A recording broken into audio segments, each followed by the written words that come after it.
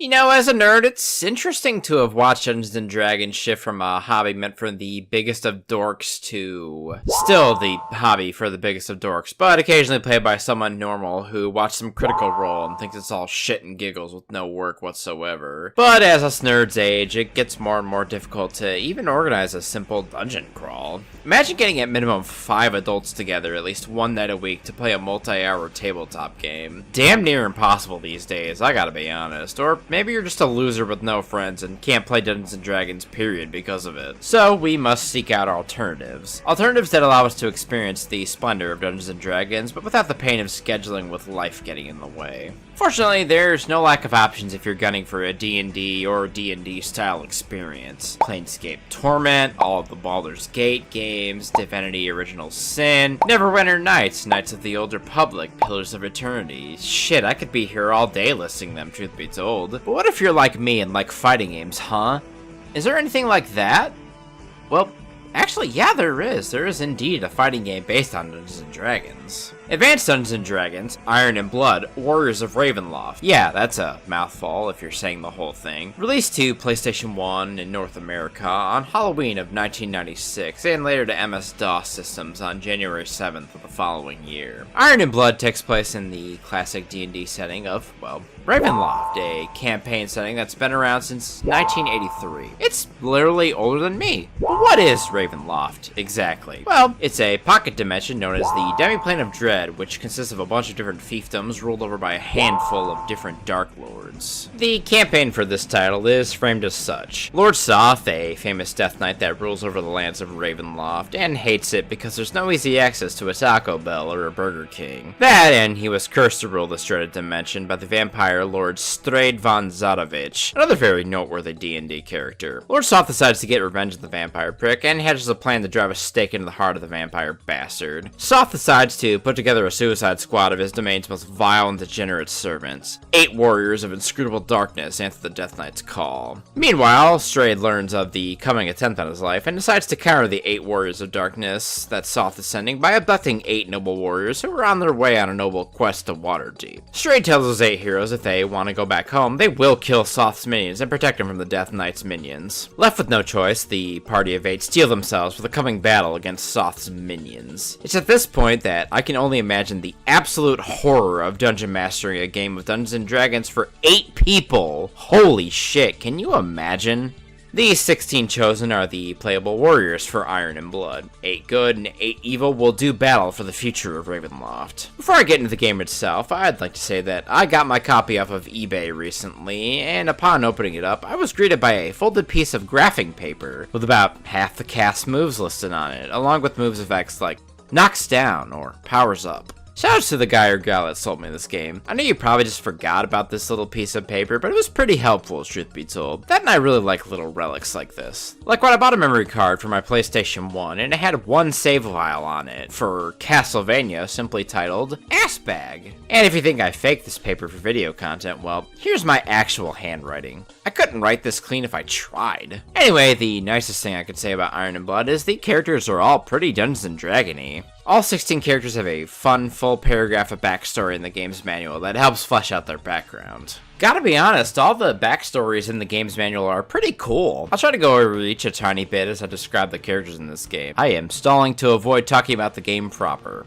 The good guys have Torgo, a dwarf who lost his arm fighting an ogre warlord. Luther, a very handsome, god-blessed warrior of the light. Erland, elven ranger who became an adventurer after an evil wizard desecrated his homeland. Darius, a gladiator who earned his freedom after the city he fought in was sacked by a marauding barbarian horde, with him slaughtering his way through all of them to escape the city. Zenobia, a badass warrior woman from a society of warrior men who proved herself just as able as all of her male peers. Ignatius Max, a peerless halfling thief. Shinesta, an elven priestess and spellcaster, though I feel like she looks more like a monk than anything, truth be told. Did monks exist in advanced D&D? Turns out, yeah, there were monks in advanced D&D, the class making its first actual appearance as a core class in advanced D&D first edition. I also realized how stupid it was for me to ask that, since I literally own a copy of the advanced D&D Oriental Adventures rulebook, which includes the monk class in detail, on top of a ninja class and a yakuza class too. And lastly is Red Cloud, a humble shaman. All in all, a pretty Dungeons & Dragon-y bunch of heroes for our Dungeons & Dragons game. Stepping up for Lord Soth is Urgo the Margoyle? Is the phrase gargoyle copyrighted? Maybe by Disney. Doing a quick search, it seems that a Margoyle is a stronger, more powerful gargoyle who often leads other gargoyles into battle.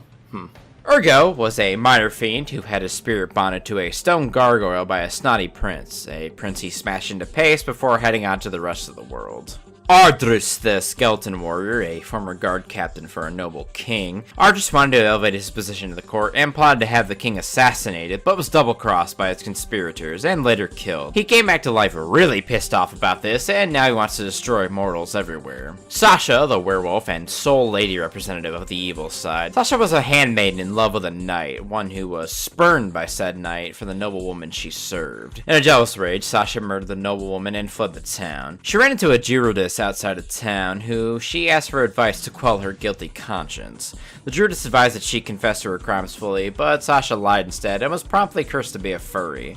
A horrible, horrible fate. Nimpimply is a simple mad goblin who just likes making people suffer with rusty blades and curved swords. Balthazar, the headsman, is an executioner who just loved killing and playing with his victims so much that even the weirdos in the headsman guild told him to tone it back. Can you imagine other executioners telling you that you're taking it just a little bit too far? He didn't, and now he just kills people around the world for fun. Korik, a warlord from an inbred noble family, the woman Korik was madly in love with, drowned herself after being rejected by a knight she loved. Korik preserved her corpse, then went on a rampage, killing every fifth man in his kingdom. People of his duchy then burned his castle to the ground. Korik survived, though, somehow, and now terrorizes people across the land. Oh, and he wears a mask made of the flesh of his victims. Definitely stable. Balok, the Black Knight, a formerly great champion for good. Balok was seduced by the siren call of a bloodthirsty blade. He took up a sword and slaughtered all of his fellows before heading out on a journey to keep the blade fed with fresh blood.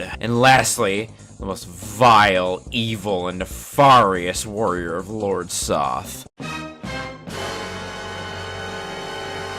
Joshua Tomar. Known by his alias Stellarax here, Stellarax basically learns all he can by apprenticing himself to a mage, then killing them and moving on to the next one. What's the deal with the weird silver skull caps mages used to wear in old fantasy games? Seems kinda weird. All 16 of these characters have their own movesets, of course, most of which are also pretty relevant to their given D&D class. All the mages have legit advanced D&D spells in their movesets as well, too. They also all look pretty decent. 225,000 polygons per second. Indeed, Ravenloft. And, well, I gotta be honest, that's about all I've got for good stuff for this game.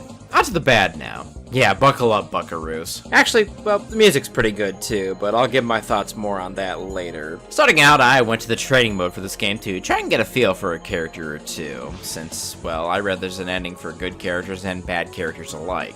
What I learned upon starting my training mode is this. Iron and Blood doesn't have a training mode in the traditional sense. You don't have a training dummy to practice on like in, you know, every other fighting game ever. Training is just fighting a 1v1 match against the AI, because the best way to learn how to swim is to be thrown into the deep end with no experience whatsoever. The first thing you'll notice about Advanced Dungeons & Dragons Iron and Blood Warriors of Ravenloft is just how crippled the controls are. Normal movement is incredibly slow and clunky. Sluggish might be the best word for it. Your controls are also oriented to your opponent instead of around yourself, which is really weird. If you ever played a 3D fighting game, you'll notice this immediately. Also, if you end up getting turned around on your foe, there's no quick way to return to facing them. You just have to hold the block button and slowly rotate back towards your opponent, and hope they don't clobber you over the head in the meantime.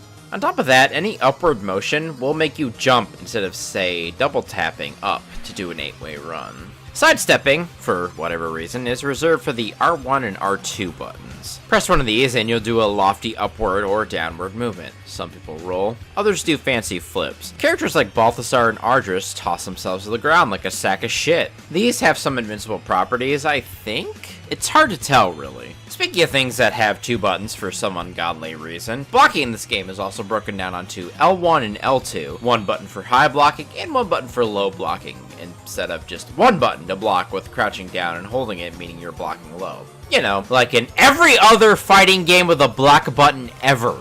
A low block button doesn't even make sense for this game. I mean, technically, wouldn't a dwarf and a hobbit always be blocking low? Attacks themselves are broken down into your face buttons, and they are light, medium, heavy, and miscellaneous. Like other 3D fighters, I think this one also works on attacks being high, mids, and lows, though I really have no clue if they function like this. High is going over crouching opponents and whatnot. I think they do at least. Each character has some limited combination attacks which are performed with specific button presses. These tend to work fine, though some are definitely kind of finicky. Basic attack combos definitely come out at least, but one, I'm not even sure if they actually combo, though the announcer will scream combination even when there isn't a combo happening.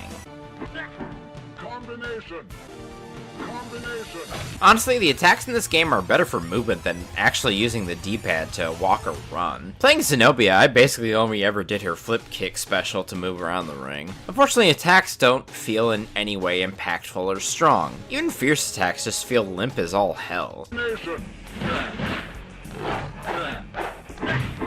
Combination.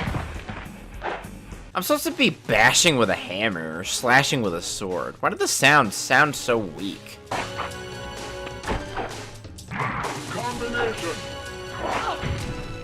Another point against the combat in this game is that to perform an attack on a downed opponent, the input is back, forward, back, O. Why not just a simple down and attack combination like in Virtua Fighter? I don't know. Something I also want to take a moment to bitch about is how bad Zenobia's down attack is.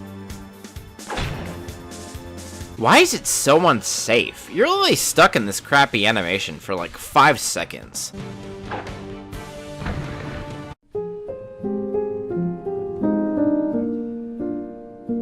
It also doesn't even have like super high damage or better range to make up for the crappiness of it. It's not like this for everybody though. Kodrik's down attack is broken as all hell. Twice the range, same as damage, and no ridiculous recovery period. Why? Another bad part is, well, in addition to feeling incredibly limp, the damage in this game is limp as all hell too. Except Luther, who has a charging attack that halves your health bar instantaneously. Feel his wrath. Feel his wrath. Absolutely ridiculous. Attack limpless also really isn't helped by how crappy the life bars are. Yeah, you know a fighting game is bad when I'm complaining about the life bars of all things. These torches in the corner represent your vitality, and even when getting hit, it doesn't look very reactive at all. Compare it to any other fighting game where when you hit somebody, you see a clear decrease in health.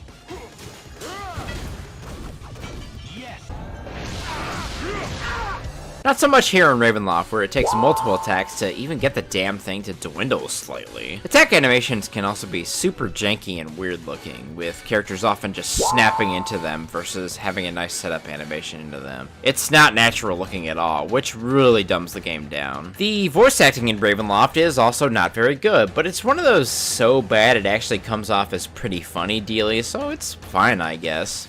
It's fun at least.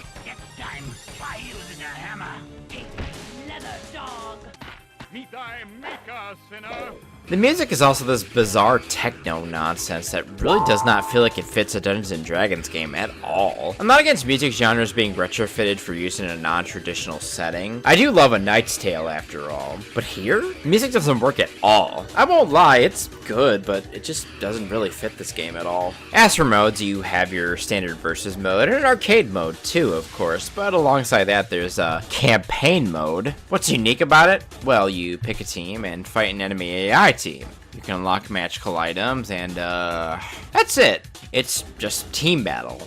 Not even like a quasi-single-player experience where your party runs across an obstacle and a good choice means good things, and a bad choice means losing health or something. Gotta be truthful though, I didn't really waste my time in the campaign mode since, well, arcade mode sucked enough ass to where I barely wanted to play this game anymore. Another crappy feature of this game is that every arena is rimmed by a magical barrier, which not only does damage to you if you collide with it, it also leaves you on the ground for an incredibly long period of time. Oh, and by the way, there's no recovery option in this game. At least I couldn't find one. I checked the manual to no luck, I googled around to no luck, and I even ended up just mashing every button on my controller like an ape to try to get up. It seems entirely random when your character actually decides to wake up and keep fighting.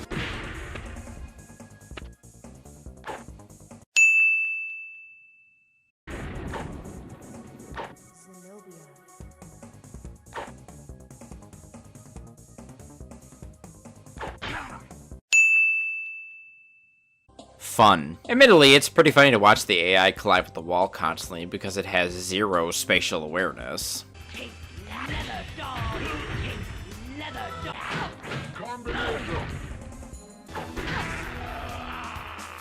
If only you fought as well as you bleed. Regardless, I was so sick of this game that to end up getting all the footage I needed, I set arcade to the easiest difficulty with 1 round wins apiece. Yeah, I cheated. I'm not afraid to admit that in this case. That's just how much fun I was having here. So, here's a quick rundown. The good guys win, all the villains are slain, and Stray dies to the sunlight due to being a vampire. Our heroes are now stranded in the realms of Ravenloft. Oh no. If the bad guys win, all the heroes are slaughtered, and Lord Soth reigns supreme. The villain cutscene is actually kind of brutal. And that's how Ravenloft ends. Are there secret endings? Are there variable endings? I don't know, and I don't care. You have a terrible video game regardless. Honest to God, people, I really try to be positive with my reviews on this channel, always looking for the good stuff in a game, even if it's just generally terrible, but I really can find scarce few good things to say about Advanced Dungeons & Dragons Iron and Blood Warriors of Ravenloft.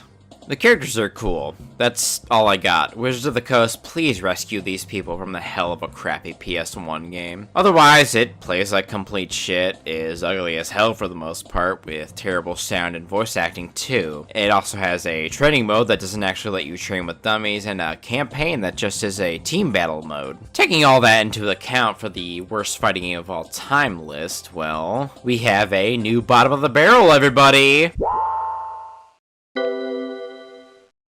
I guess it shouldn't be too surprising, a licensed game taking the bottom slot once again. Yeah, I hate to see it, especially considering Tournament Fighters is all the way up here. Now that we have a new bottom though, I absolutely shudder in terror at what might potentially be worse than this. Could there be something worse than this? Hopefully I will never have to find out, at least for quite a while. Anyway though, as always, I'm your humble host, HadesManticore, and this here channel is City State Manticore. Thanks a ton for watching, really. Leave a like and a comment if you enjoyed, and I'll see y'all in the next video. Goodbye.